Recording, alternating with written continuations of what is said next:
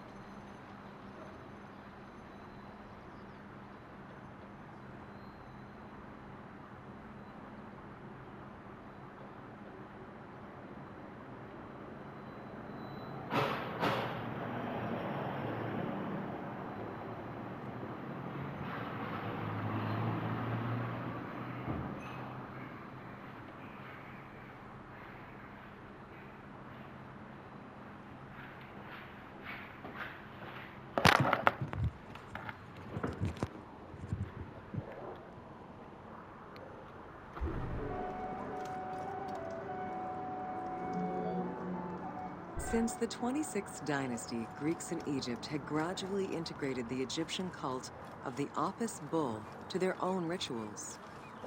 With the establishment of the Ptolemaic, Serapis was also associated to other deities, including Asclepius, a Greek god of healing. It is possible that, as with the Serapis temple of Canopus, the sick would visit this sanctuary, sleeping there overnight in the hopes of being healed within its hallowed halls.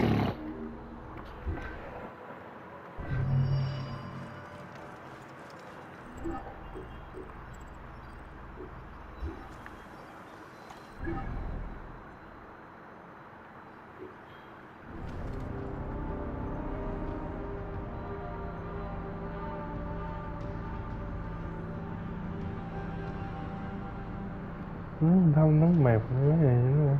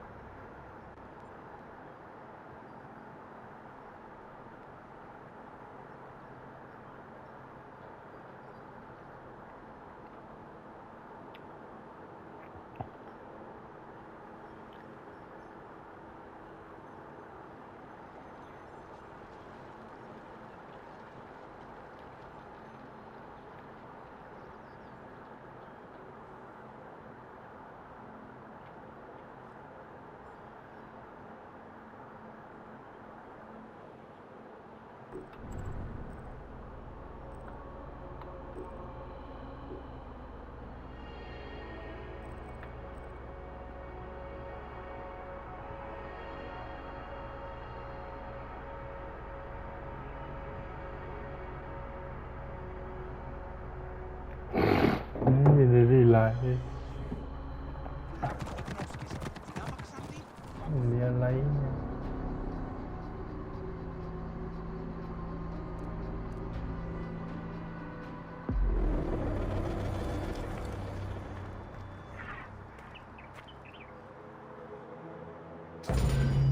Welcome to Osiris, the first mummy.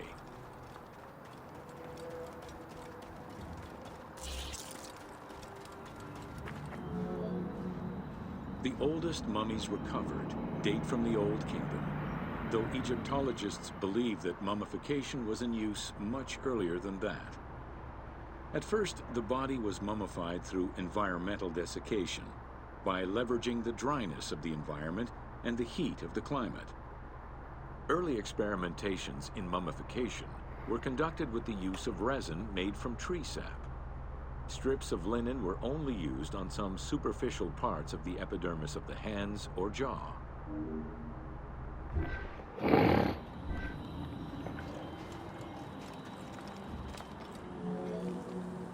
Ideologically, the will to preserve the body is not explained in any way until 3600 BCE. This is when the Egyptian belief that the body housed the soul was finally documented for modern Egyptologists to eventually decipher. It was not until the arrival of the myth of Osiris in the Egyptian religion around the 5th dynasty that mummification was thoroughly conceptualized. The practice was thereafter grounded in both a mythological and ideological point of view.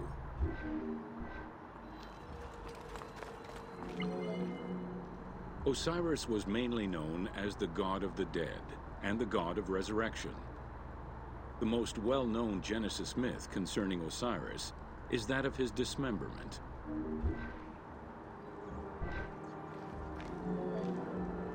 It is Plutarch who gives the most simplified and complete summary of the story. Within Egyptian mythology, Osiris represented the first king to rule Egypt. Jealous of his power, his brother Seth attempted to usurp his throne. After several unsuccessful attempts, Seth succeeded in killing his brother by dismembering him and scattering the pieces of his body all over Egypt. Isis, the great of magic, traveled all over Egypt in search of the pieces of her husband's body. After a long search, she recovered all the pieces save for his manhood, as it was eaten by a fish.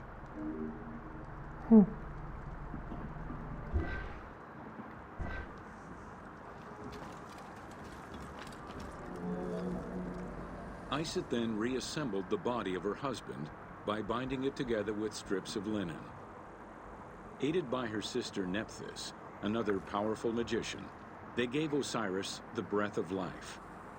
This not only brought him back from the dead, but also allowed him to recover his virility long enough to impregnate Isis, thus ensuring his succession before, once more, dying. Thus Horus was born. อ๋อแล้วเป็นลูกเอง The ritual used to bring Osiris back to life essentially depicts how he became the first mummy. It is why, on the sarcophagi of kings, we often find Isis and Nephthys represented as the magicians who restore life to the deceased.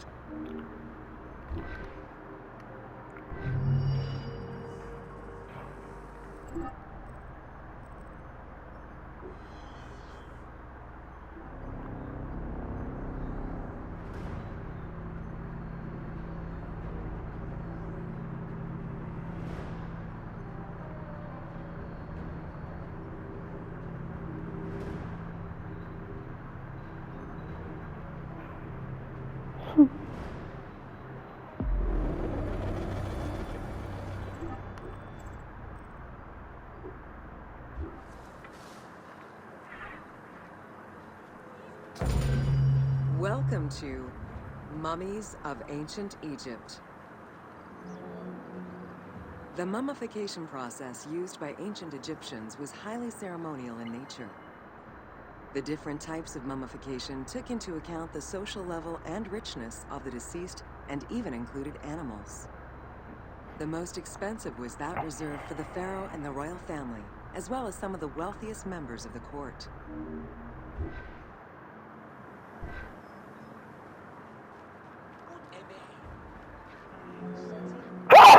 The first step was cleaning. Once bodies arrived at the mummification site, they were placed on inclined tables while the bodily fluids drained away. They were then cleansed by priests until they were deemed ready for the purification process.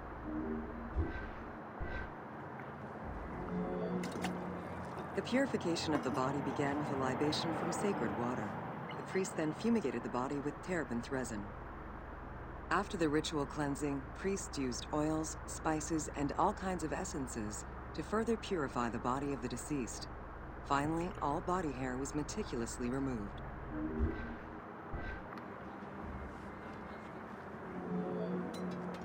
Once the body was properly purified, embalmers removed the organs, following very specific procedures. First, the brain was extracted by inserting a spoon through the nostril to break the ethmoid bone. Then, using a spatula, the pieces of the brain were removed as thoroughly as possible. What matter remained was extracted after a process of liquefaction, achieved through the use of a caustic liquid. The cranial box, once emptied, was rinsed and disinfected with palm wine, and then stuffed with strips of linen cloth and liquefied resin.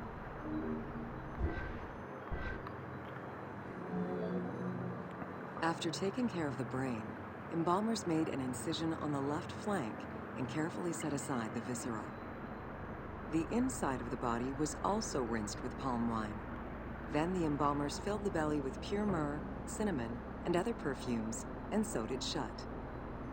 The removed viscera were washed in palm wine and packed in crushed herbs before being placed in canopic jars.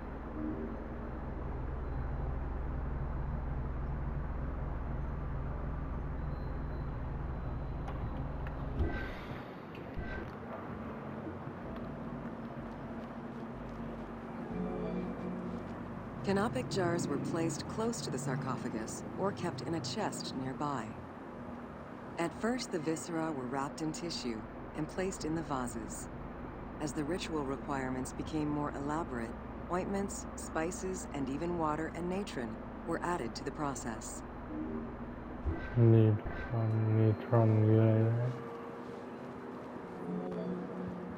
Towards the middle of the New Kingdom, canopic jars assumed the appearance of the four sons of Horus. They were known as the protectors of the viscera. These protectors had their own guardians, each a goddess of the dead. Imseti, the human-headed god, protected the liver, and was protected by the goddess Iset. Happy, the baboon-headed god, protected the lungs and was protected by the goddess Nephthys. Dumatef, the jackal-headed god, protected the stomach and was protected by the goddess Neith. And finally, Kebesenuef, the falcon-headed god, protected the intestines and was protected by the goddess Selket. อะไรเช่น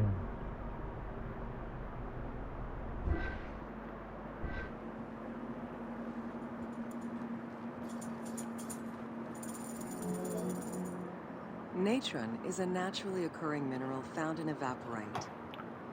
These sedimentary rocks are made up of mineral salts and were generally mined from lake beds in Egypt.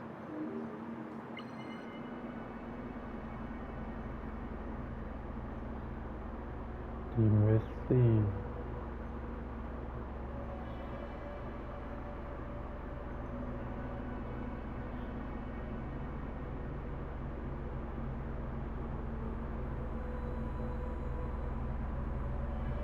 A mineral salt.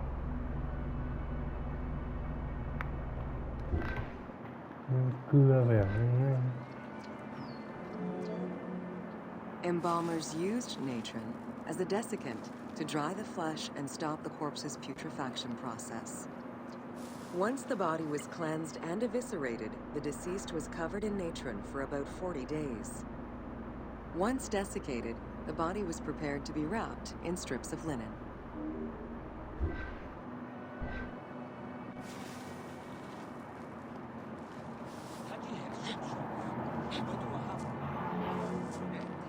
Once the body was fully desiccated by the natron treatment, embalmers oiled, painted, and sometimes even added hair extensions or a wig. They often used a henna-based antiseptic preparation to give the body a more colorful and lively appearance while preparing it to resist molds and fungi.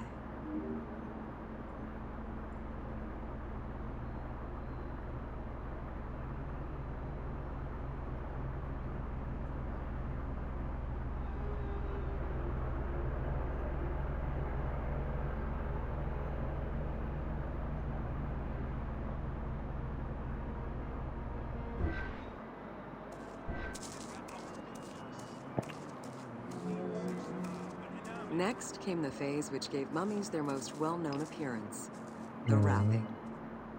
Originally, each part of the body was wrapped separately. Men had their arms crossed on their chests, while women had the right arm folded over their breasts and the left arm stretched along the body. However, techniques evolved over time. Eventually, the body as a whole was wrapped with limbs alongside the body, and increasingly sophisticated and different techniques of weaving flax bands were developed.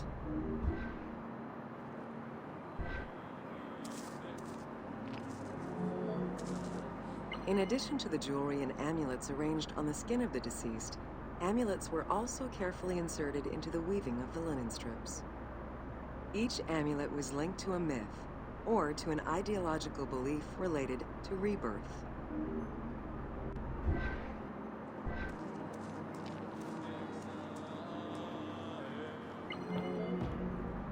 Masks were an important part of a mummy's finery. Early wooden funeral coverings were very expensive, however, and soon replaced by masks created through a technique known as cartonnage. Masks fashioned with this method were created by laying several layers of linen or papyrus pulp on a base made of mud or straw. Cartonnage was used for more than funerary masks. Ornaments and the animal coffins of the late period were also made in such a fashion.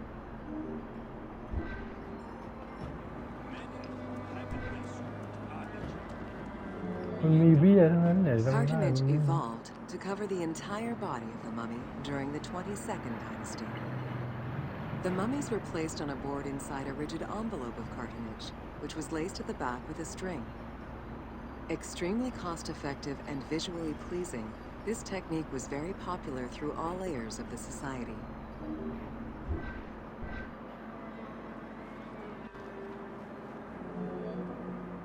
Cartonnage envelopes were usually covered with inscriptions and polychrome decorations, specifying the names and titles of the deceased, scenes depicting daily life, or decoration specific to the funerary world.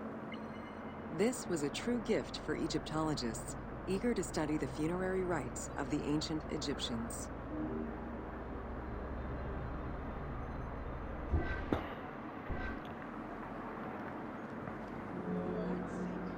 Once the mummy was properly wrapped and adorned, the embalmers proceeded with the ceremony of the opening of the mouth.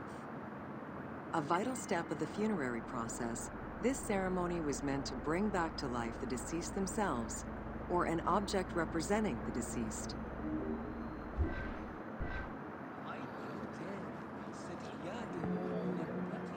There were no less than 75 different stages for the opening of the mouth.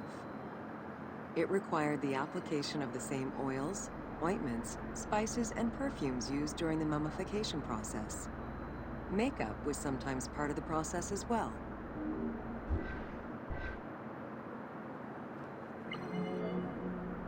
The last stage of this long ritual was the act of touching the mouth with the adze to symbolically allow the breath of life to infuse an inert body. Its performance was reserved for a very specific set of people: priests who wore the mask of the god Anubis, a close relative of the family, or by the heir to the throne.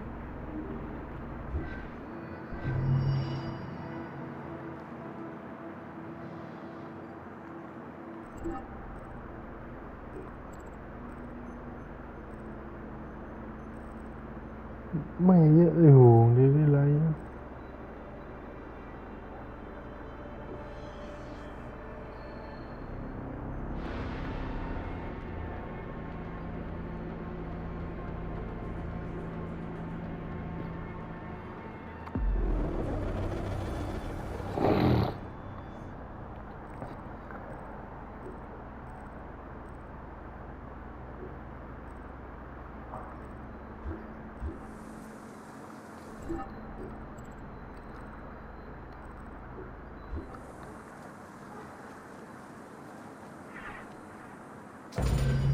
Welcome to The Importance of Mummies.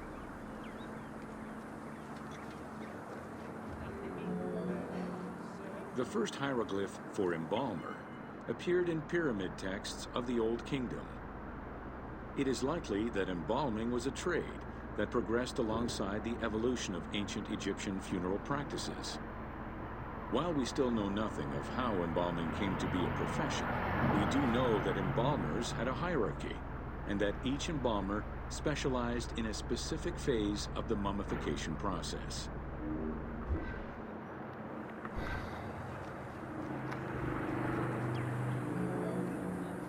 The mummification techniques were jealously guarded by embalmers from generation to generation.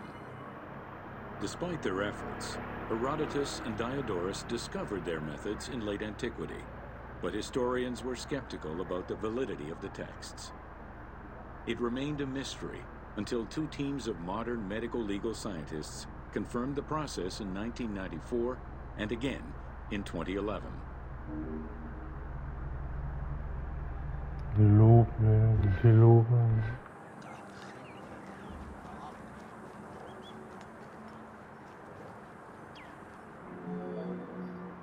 The Uabet, meaning the pure place, was where the embalmers mummified the bodies of the deceased. Until the end of the Middle Kingdom, it was located in tents at the edges of the city due to the smell of decomposition. In the New Kingdom, however, the Uabet was located within the city limits, though still in open-air spaces. In the same way that the practices and techniques of mummification evolved, so possibly did consideration towards embalmers within ancient Egyptian society.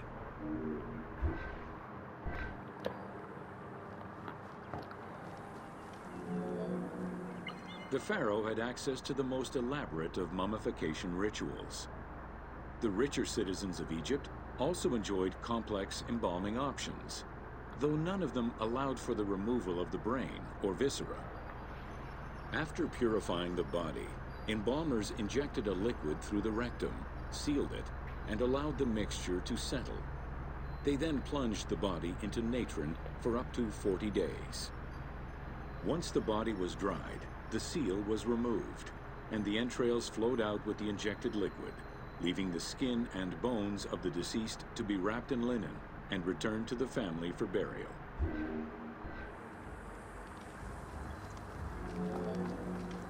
The least costly embalming option was for the embalmers to simply inject a product called surmaya and immerse the body in the natron for up to 40 days before handing it over to the family. For all those who could not afford any embalming process, desert burials offered a pauper's alternative to preserve the bodies of the dead.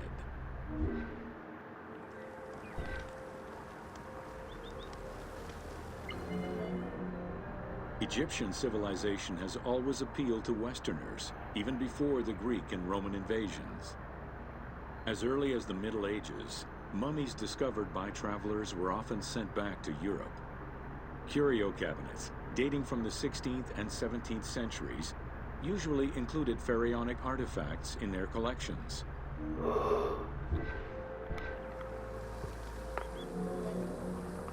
The Egyptomania phenomenon was heralded by Napoleon Bonaparte's Egyptian campaign, which lasted from 1798 to 1802.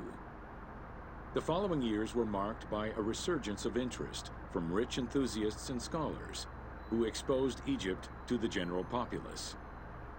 Many research societies focusing on Egyptology were founded during those years.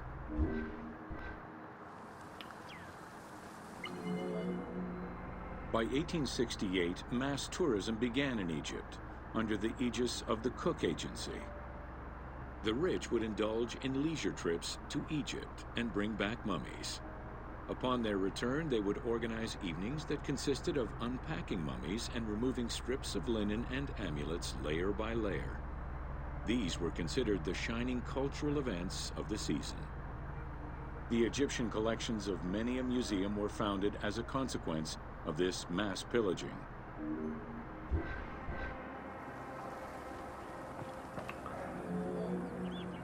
Thanks to those dubious parties, the fantasy of a mummy coming back to life, seeking revenge on its defilers, was born.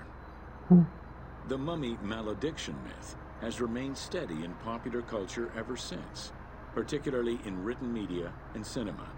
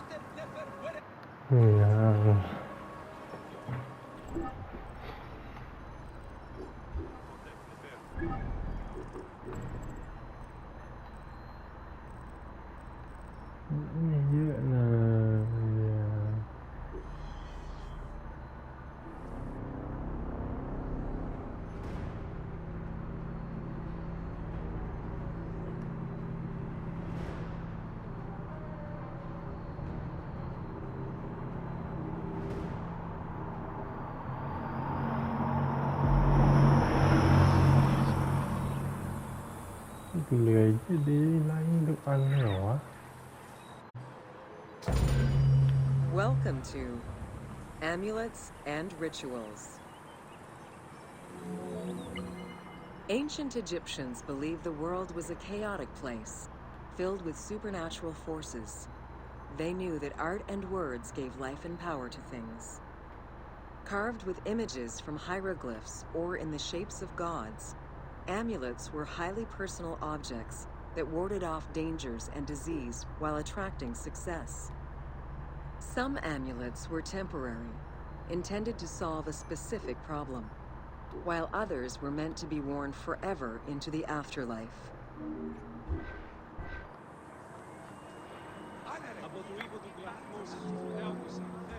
Priests would infuse amulets with magical energy during religious ceremonies, imbuing them with protective magic to safeguard against supernatural powers.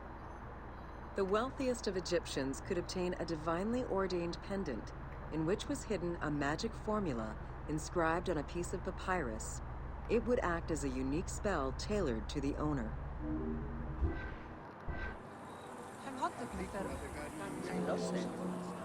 Religion was so important to ancient Egyptians that it permeated every aspect of their daily lives.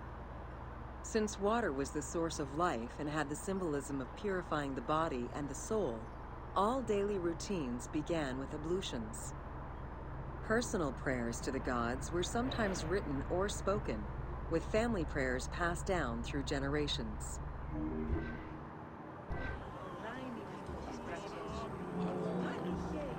There was a complete calendar of each of the religious days, both good and bad, illustrating the appropriate daily rituals.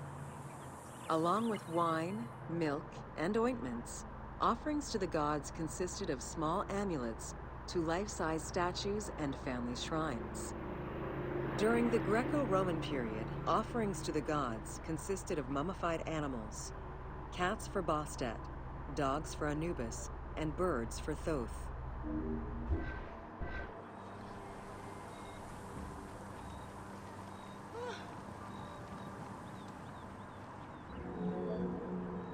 Deemed messengers of the gods, oracles offered guidance and judgment for all Egyptians, regardless of status. Crucial advice was offered on everything from day-to-day farming management to a pharaoh's decision on whether to start a war. Oracles were often used to decide legal issues. If the accused refused the judgment of the god, another god could be consulted in hopes of a more favorable reply.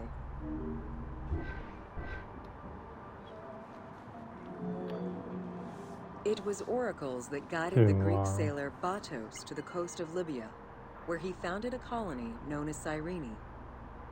During Alexander the Great's campaign to conquer Persia, he consulted the oracle at the Temple of Amun within the oasis of Siwa, and was subsequently ordained a divine being.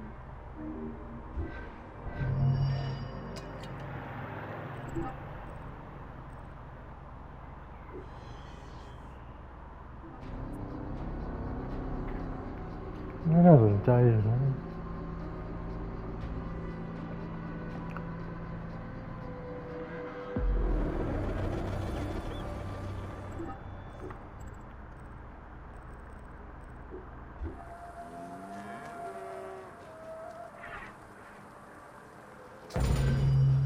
Welcome to Temples and Rituals. During rituals and festivals, the god was carried on a solar barge between the areas of a temple or the temples of different cities. Funerary carvings and paintings covering thousands of years, as well as the Book of the Dead, depict the same ship and oar design. Solar barges have been uncovered near or within several pharaohs' tombs. They were intended to carry the pharaoh into the afterlife.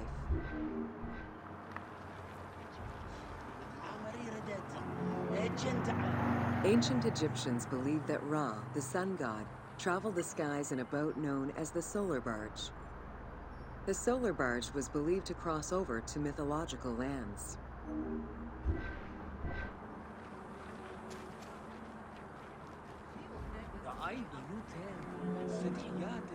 The god Ra believed mankind was conspiring against him. He ordered Sekhmet, the lion-headed war goddess, to kill all humans. To his chagrin, Ra quickly realized that with all humans gone, there would be no one left to worship him. In order to stop the rampaging Sekhmet, beer was brewed and dyed red with pomegranate juice to resemble blood. Sekhmet drank every drop of the brew she could find, eventually passing out drunk. When she awoke, she was calmer, and her lion visage had changed into Bastet. The Festival of Drunkenness was celebrated in honor of that myth. 10 เม็ดเป็นผู้หญิงแล้วเราไปกัน Unlike the daily rituals that took place in the temple and were performed by priests, festivals allowed the entire population of the city to participate. Festivals helped mark the passing of the seasons in the agricultural calendar. In reflecting the cycles of life, festivals offered a sense of consistency and structure for the regular citizens, thus reinforcing the sense of order that pharaohs were to provide for the citizens of Egypt as part of their godly duties.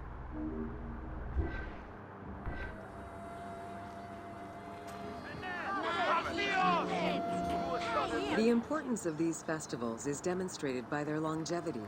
Records show that Osiris festivals occurred for more than 2,000 years. Some festivals serve to reinforce state control and promote the king's reign. Both the Opet and Set Jubilee festivals were specifically intended to celebrate the renewal of the king's power.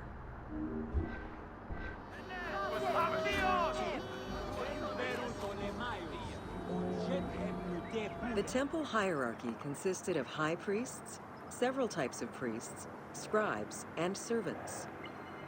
The high priest was known as the prophet. Some divinities had up to 4 prophets, and they were the ones to perform the most advanced and complex rituals.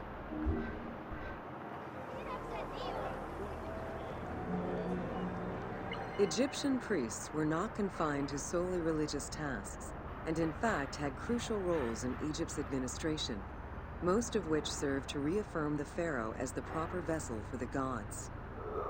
Their focus within the temple was centered on the proper conduct of daily divine rituals, rather than as custodians of dogma or the indoctrination of individuals.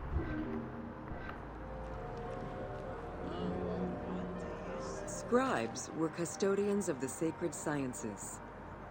Some priests were associated with the funeral rites and were considered the group with medical knowledge. The servants of the Ka were low-ranking priests who carried food and offerings in funerary rituals. Lector priests were distinguished by their ability to read, and their main duty was to recite specialized religious texts in both temple and funerary rituals.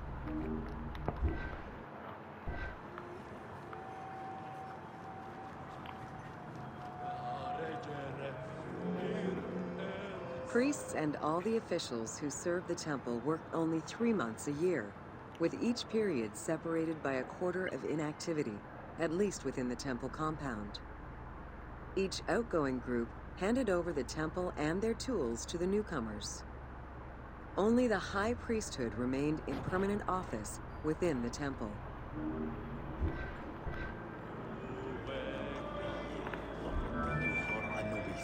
The most sacred part of the temple was referred to as Jeser Jeseru, the Holy of Holies. The most sacred inner sanctuary was where the shrine to the temple deity was located. Only priests were allowed within.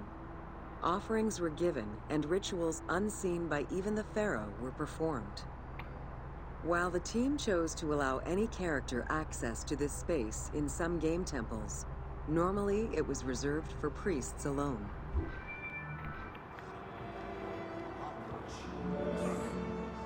Pharaohs and their priests often chose the site of these sacred temples because of some mythological connection or an alignment with the cardinal points and certain stars. Once selected, a foundation ritual was performed. The pharaoh was required to complete 10 steps in the ritual, which required a mix of offerings as well as specific construction techniques. Once the temple was complete, construction of the chamber containing the shrine, or naos, began.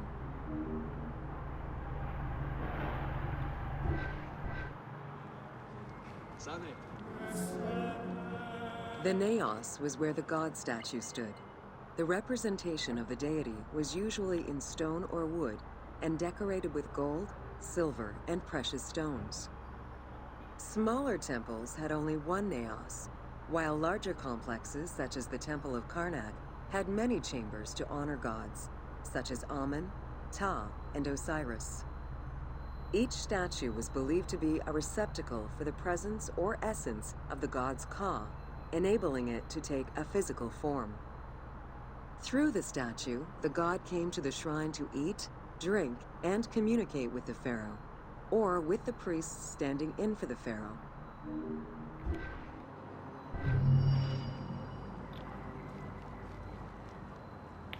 Yeah.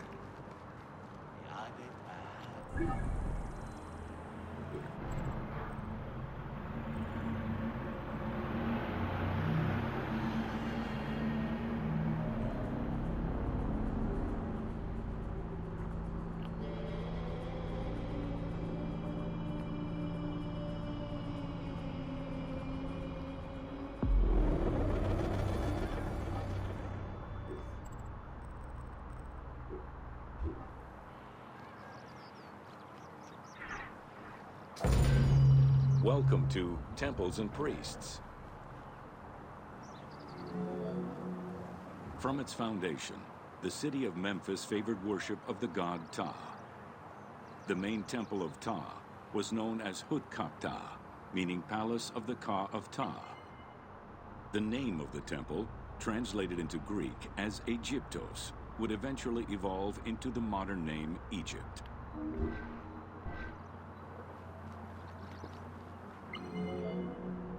Temples were the center of religious, political, and economic life in ancient Egypt.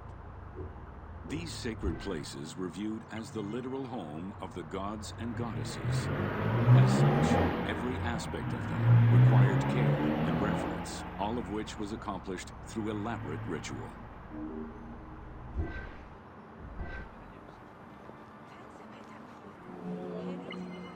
Located in the center of Memphis, the Temple of Ptah was the most prominent and imposing building in the city. The long walkway leading toward the temple, known as the Dromos, was guarded by rows of sphinxes. The entire sacred area was designed to keep the statue of the god protected, deep within the sacred enclosures that surrounded it.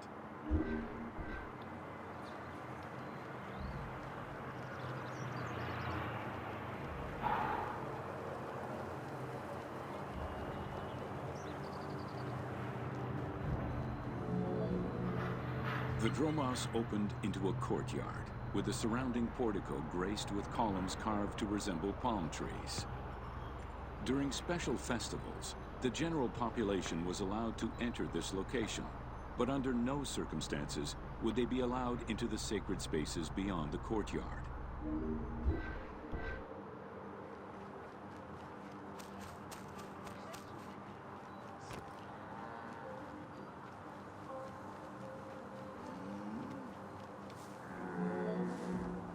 The Memphis Alabaster Sphinx was discovered in 1912, almost completely buried in water and sand. 8 meters in height and weighing in at roughly 90 tons, it is still mounted on its original pedestal. Though it is called the Alabaster Sphinx, it was in fact carved from common calcite rock, which is similar in appearance and texture to alabaster.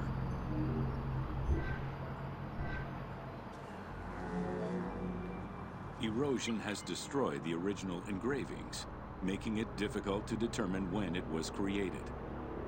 Egyptologists believe that its facial likeness resembles Amenhotep II, and so it could have been sculpted somewhere between 1700 and 1400 BCE. It is believed that this monument once stood outside of the Temple of Ptah and was integrated into subsequent extensions to the complex.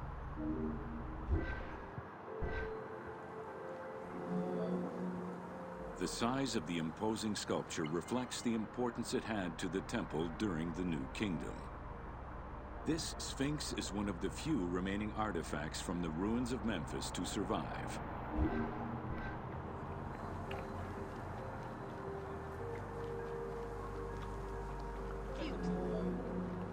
In Egyptian culture, some animals were associated with gods, while others were considered to be living gods. The Apis bull was believed to be a divine entity. The earliest mention of the Apis bull in ancient Egypt goes back as far as the first Egyptian dynasty.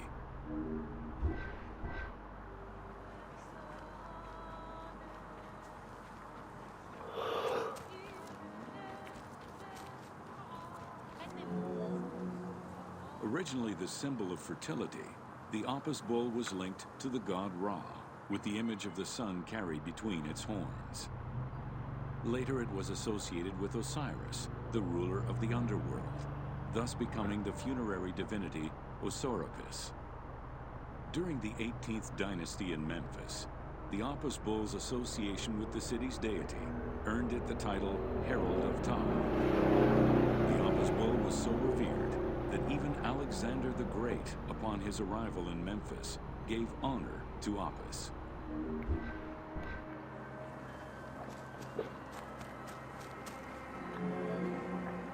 The Apis bull lived with its harem in a sacred barn located in an enclosure in the Temple of Ptah.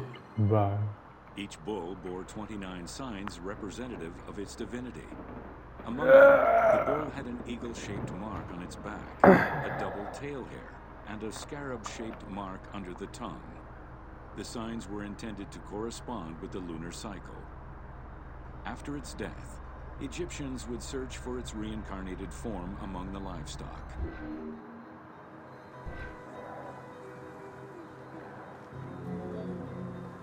Like other living divinities, the mortal incarnation of the Apis bull was prayed to, and when it died, it was given a luxurious funeral, which included mummification. Until the reign of Ramses II, the Apis bulls were buried in individual graves in Saqqara. During the 26th dynasty, the bodies of the bulls were buried in enormous stone vats in the underground corridors of the Serapeum of Memphis.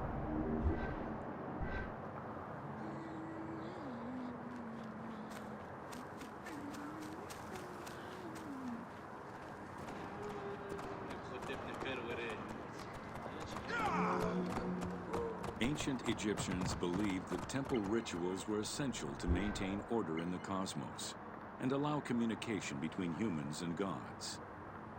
The pharaoh was required to bring offerings as part of a twofold promise made to the gods, to remain a just ruler and to prevent chaos from entering Egypt.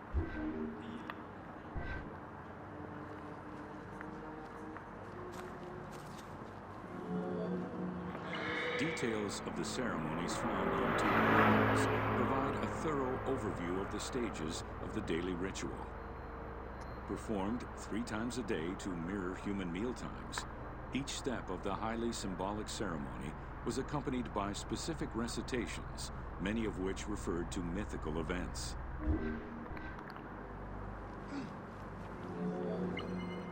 The high priest would first awaken the sleeping god with a chant. Then the seals of the shrine's doors were broken and the bolts drawn back. The act of swinging open the doors was a symbolic gesture where sight was granted to the deity. The priest would then bow and kiss the ground.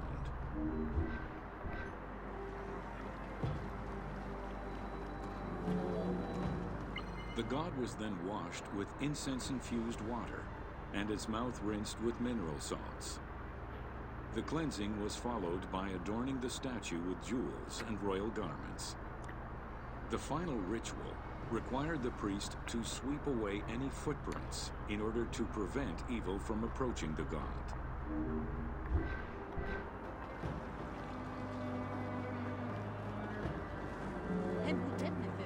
Heredity was the primary source of new recruits. Rarely was an outsider allowed this position. At the top of the temple hierarchy was the high priest. Each temple dedicated to a god had at least one high priest devoted to its care and service. During the Ptolemaic dynasty, one family held the position of high priest in Memphis for almost 300 years.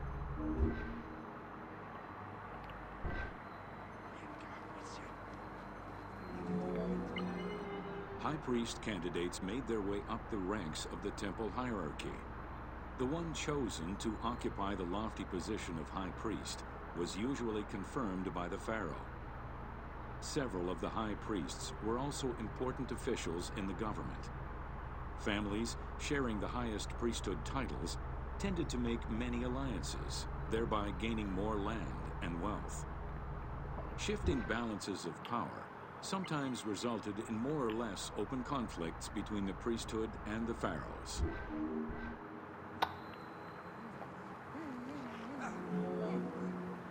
In the 21st dynasty, Thebes became the capital of an almost entirely theocratic government. The city was headed by king priests who spoke and governed in the name of the god Amun, in open opposition to the ruling pharaohs.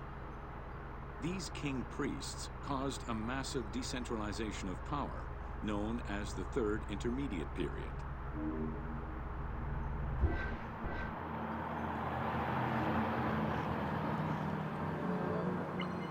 The educational institution in ancient Egypt was known as the House of Life. Attended by the offspring of the elite and the clergy, it was a place tailored to the social status of its attendees.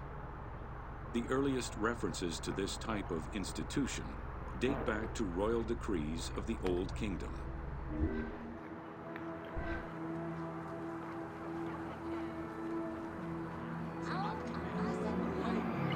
Only two known centers have been uncovered, one in the abandoned city of Akhetaten and one at the temple of Ramses II on the west bank of Thebes. Inscriptions uncovered in those locations mention the names and titles of people who were connected with the House of Life, such as a chief physician and many scribes. It is presumed that by the late kingdom, every temple had a House of Life.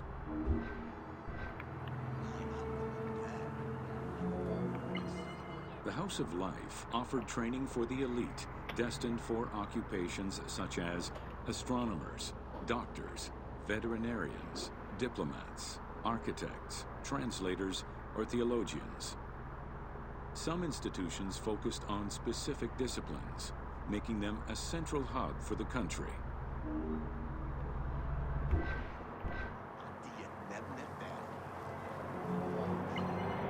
Not limited to instruction for young students, the House of Life was a source of reference for many scholars, with rooms dedicated to papyri of many disciplines.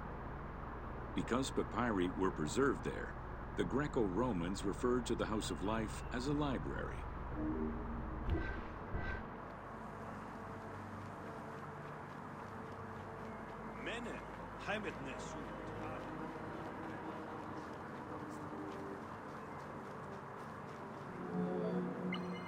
Ancient Egyptian economy was based on an unequal system of redistribution of goods. The state of Egypt collected the crops, and the temples distributed them throughout the provinces. Since the only people capable of counting and ensuring a fair redistribution were the educated scribes, this meant that the temples played a pivotal role in this process.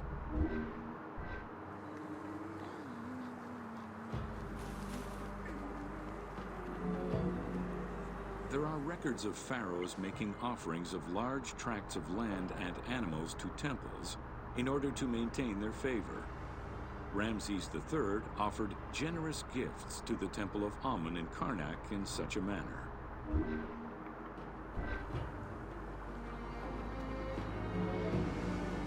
Palaces, warehouses, and granaries were built inside the temple compound to better control the redistribution of goods.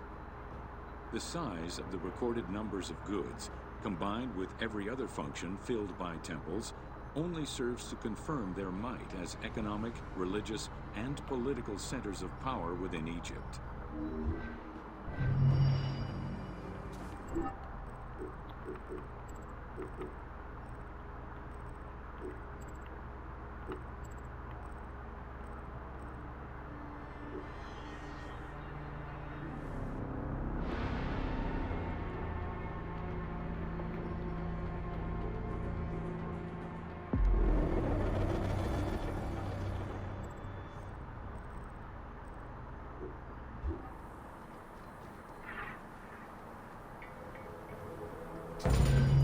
Welcome to Building Ancient Egypt.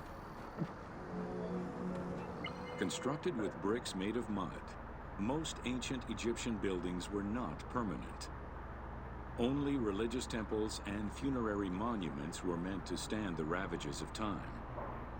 For these very important structures, Egyptians used limestone, sandstone, and harder materials, such as granite, quartzite, and travertine.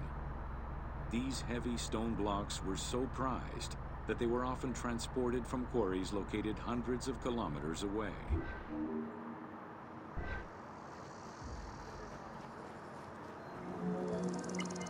Limestone was common and easy to extract from quarries on the east bank of the Nile.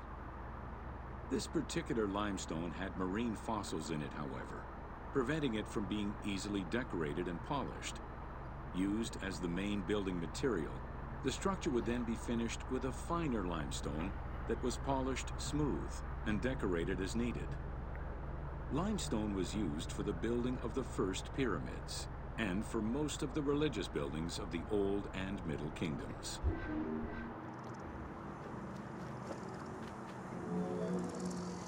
Ancient Egyptians preferred to use sedimentary rock beds, or layers like sandstone and limestone, because they were often easier to extract.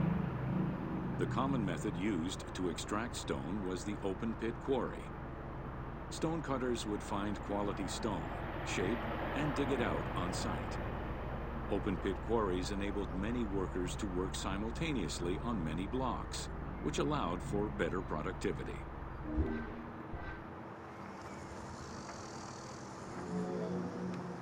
Workers would draw a large grid directly on the stone's surface, taking care to leave a space between the blocks. This allowed them to isolate the different blocks and create a trench that would make the extraction easier. Stone workers used iron chisels for hard rock and bronze or copper tools for softer rocks, such as limestone. Removing material between each block created a trench line. In some quarries, that trench was wide enough to accommodate a worker, who would then cut the block entirely on site. For harder rocks like granite, workers cut a series of holes and hammered wooden wedges into them. They then soaked the wood until it swelled and caused the rock to split.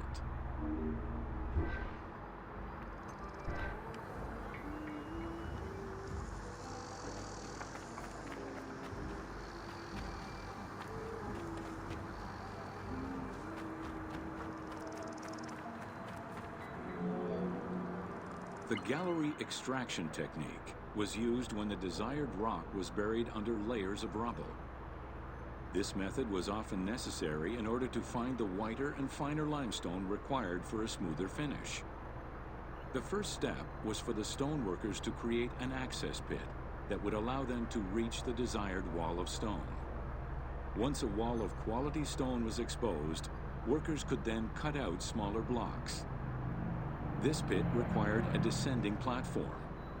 Designed like a stairway, it allowed them to free multiple galleries of blocks.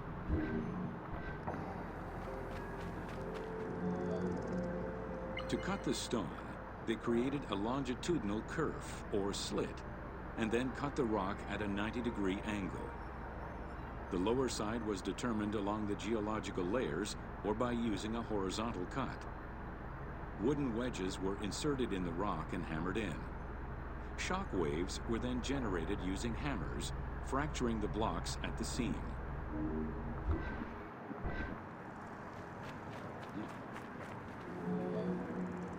To maintain the stability of these mining pits over the course of quarrying, workers would leave support sections of unexcavated rock.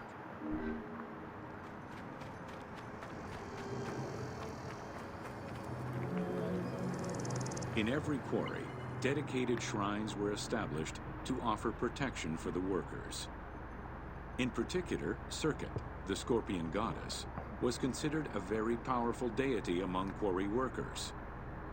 Every mine and quarry of ancient Egypt included a scorpion charmer who was said to use magical powers to ward off the dangerous insects and keep the workers safe.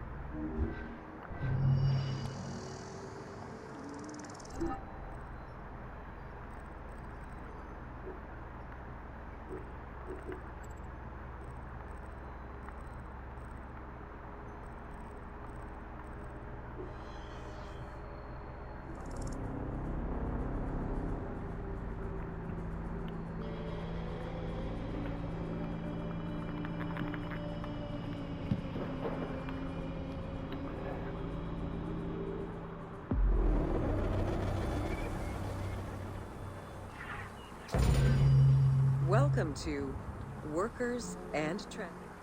Whether workers were employed for the pyramid construction or at the quarries, the government supplied food and housing. Workers for the pyramids and royal necropolises were housed in more permanent villages, such as the famous Deir el-Medina. Quarry workers had more temporary lodgings. All skill levels were needed and utilized, from basic work hands to prepare the gypsum, to brickmakers and sand carriers, to skilled stonemasons to shape the blocks.